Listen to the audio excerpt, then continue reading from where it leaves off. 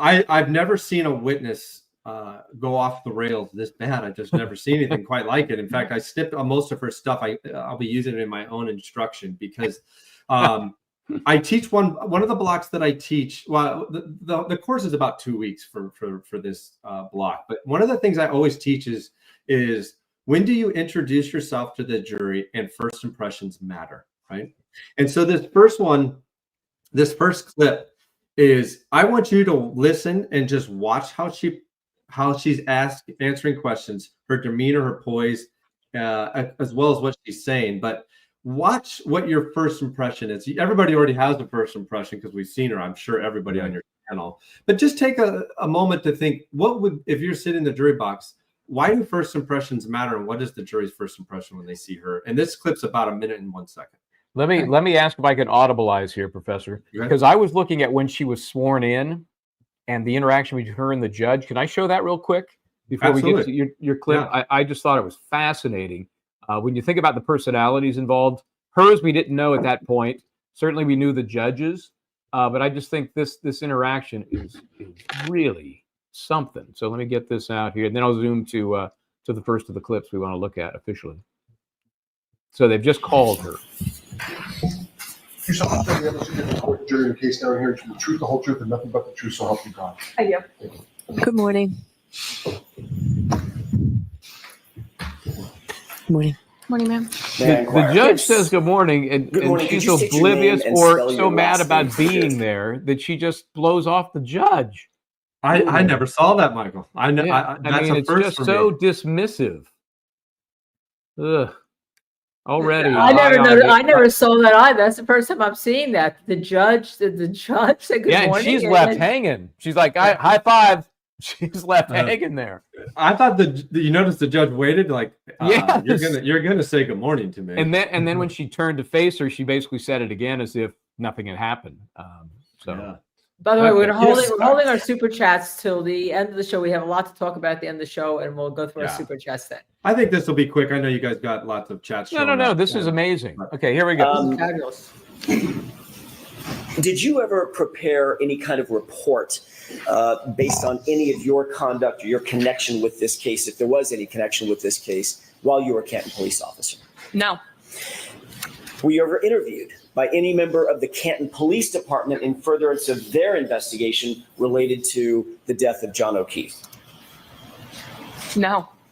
Were you ever interviewed by the Massachusetts State Police? No. Let me finish the question. I got to finish the question, then you can answer. It works a little better that way. Were you ever interviewed by any member of the Massachusetts State Police in furtherance of their investigation into the death of John O'Keefe? No. Were you ever interviewed by either the Canton Police Department or the Massachusetts State Police with regard to any of your observations on January 28th or January 29th, 2022? No. And you never wrote a report about your observations or any observations that you had on January 28th or January 29th, 2022, correct? No. That was a double negative. Let me try that. Okay, so how to be unlikable. Is that what you're going to be teaching with this particular clip? Yeah, and so the first one clearly was first impressions. Mike, I didn't see her not agree with the judge. I didn't really notice it in real time, but when I was playing it makes it even worse. It's you're adding that. I know you're going to add that, Mike, to the clip. Right? Oh man, it is. I'm going to clip it for my own class. But there you go. I think we could all see her first question and the response is very aggressive. The tone of it's aggressive. She's annoyed. She's constantly looking away while he's asking questions. Like, you know how when my toddlers, when I'd be talking to them, they're looking away. They're like, I don't even want to hear what Dad's saying. Well, they were teenagers. They did that as well. So I don't know. Maybe it's just a thing. But you could see the disrespect. She's like, she's looking at the jury, even kind of giving them like the side eye. Like, what am I even doing here? This is, and giving like smirks and laughs. I would say that I would be really surprised that any juror thought highly of her in her first impressions. I think they probably all would have had a negative inference of her personality just at the very beginning. And so I put these things. and I teach this for students. So she's really sort of on direct, right? Well, you guys would agree since she was called by the defense. And not technically a hostile witness, but I'm not sure how you can get more hostile without being a hostile witness. But yes, she's on direct. And so one of the things I teach, and I think it's important maybe for us to remember, is that these questions are designed to be straightforward and designed, even though Alan's calling her, are designed to get her comfortable, get her relaxed, let the nerves out for a sec. I'm going to ask you questions that how long have you worked at your job? How long did you do X, Y, and Z? Just the basics. And as a witness, I always tell the students, listen, those first couple questions, take a breath. Just be confident. Start getting your stride for listening and answering questions, because the hard questions come later. Get these ones right. These ones are all like T-ball questions. Just get them right. And she couldn't even do that. And so I actually would have loved to have known or been in Alan's head. Hey, Alan, what were you thinking after those first couple of questions? Like, oh God, how's this going to go? But he, you talked about it. He's a professional. He can think on his feet, and he clearly did. So what I'd like to say for this one is your first impressions as a witness, just your demeanor alone, are very, very important. And maybe I'll share this last thing, because I only have one more clip. I think one more clip. We get a couple more. Go ahead, though. I teach the students, one of the things I teach in first impressions is, when does the first impression start? And in California, I tell them, when does it start? And I always ask the students, I'm like, when you walk into the courtroom. Someone will say, when you walk into the courthouse. I'm like, okay, how about sooner? When you're walking to the courthouse. I'm like, yeah, that's possible too. And they're like, and I'm like, some student goes, well, when you're parking. Yes, it's possible as well. And then somebody goes, when you're driving to court. I'm like, yes. And the reason I taught this class is I was driving to LA one day, and I'd already testified. I was coming back, and everybody knows LA traffic on the 405 and the 101 are absolutely horrific. And I was starting to have what I would say maybe some light road rage. And I looked over, and it's one of the jurors. I wasn't mad at them. It was people next to trying to cut in. But I thought, oh my gosh, how amazing that I'm right next to a juror I'm going to go testify next to in a few minutes. Imagine what I would have, if I would have had some type of road rage or very aggressive incident. They're going to have a negative inference. They're like, hey, that's the FBI guy coming to testify. So I ever since then, I always teach, you never know when you're first going to be introduced to the jury. As soon as I leave my house, start driving to court, I just start thinking, I may encounter a juror on the way today. And I know it seems, is it going to happen every time? But it may happen in the most amazing case. Yeah. So I guess we could say you don't need to go far enough back to say, when I get in the shower to get ready for the day. That's probably safe. That's probably all right. You might have contaminated the jury pool at that point.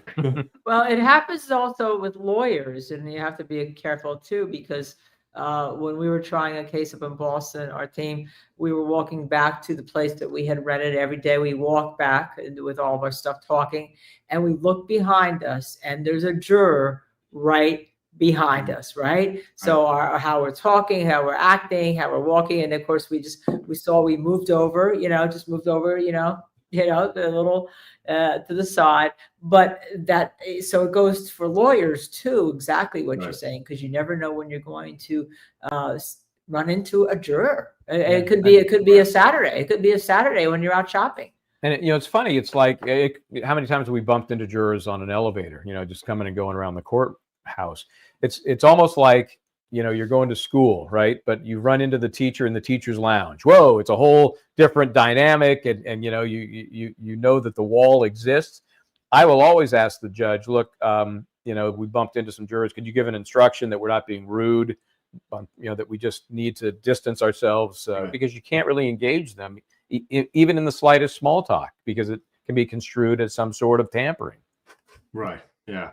I love that somebody put in your chat the 405, which is funny. Yes. I learned that only Californians, I guess. It is ridiculous. Say the word "the" in front of the freeways. And it's not Californians. As a Bay Area Californian, we don't call it the 101, although it's in the Bay Area there. It's 101. So when I moved to LA, I was there for 6 years. I never said never. It was 405, 5, 110, boom, boom, 10. I'm not jumping into that. I'm not deifying the roads, giving them a D. No, I think it's an LA thing for sure, because my buddy, my buddy's like, why do you keep putting the in front of the freeway numbers? It's And I'm ridiculous. like, I don't know. You guys don't do that where you're at? They're like, no. No, normal people do not. Just weird, self-absorbed LA I think people. I didn't the Saturday Night Live make a whole skit about the Californians? The Californians, the way they spoke, and you take Yeah. the 10 to the 305 to the day to the Right. 95, and then Yeah. it's a joke. It is. It's a part of the affect of Southern California. It's not made up. I'm sorry, people. Maybe I'll try. I'll do what I can to just say 405. Really, what I'd like you to watch is how does she treat the judge and how evasive she was to the question before actually giving the answer she should have just given instead of going through this whole argumentative response. Okay, let's watch. Had you ever been in the Sally Port at Canton PD? Yes. What's the Sally Port? A Sally Port is a garage, essentially. Okay. You were aware that the Sally Port garage had a camera, a security camera? It would make sense because that's where we bring prisoners to drop them off. Well, more than just makes sense. I'm asking you, do you recall that it had cameras that serviced the Sally Port garage? Security cameras. It's where we brought prisoners, so there would be cameras, yes. Okay, you're saying there would be cameras. I'm asking you, were there cameras? According to the media, yes.